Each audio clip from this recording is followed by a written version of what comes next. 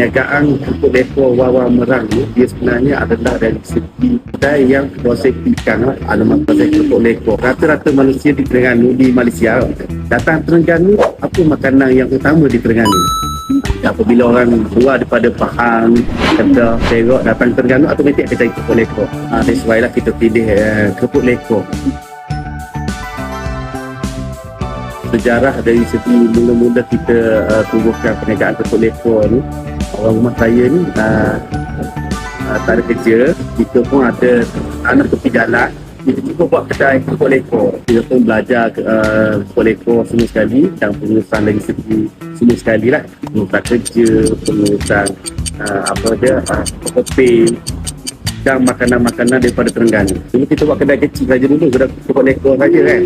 Apabila orang luar daripada Terengganu sampai ke Terengganu cari kerupuk lekor dan barang-barang lain, kita pun adalah jual barang lain seperti sata, otak-otak, popiah kan, sata, telur penyu, dan juga kita buat kerupuk lekor telur penyu. Sebenarnya kita nak mindsetkan pemikiran orang ni benda yang simple je, jadi orang mudah set dalam kepala. Orang pergi mana-mana nama okey Wawa, orang dah tahu dah lokasi ke mana, okey pada lekor Wawa Terengganu.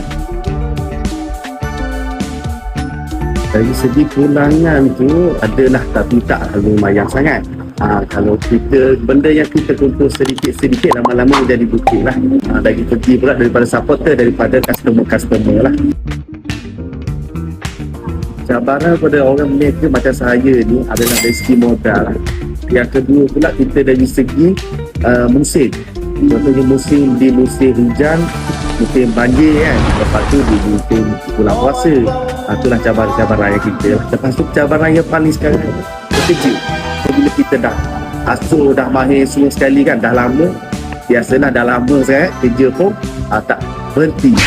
Yang tu yang dari segi pekerja tu pun benda susah juga.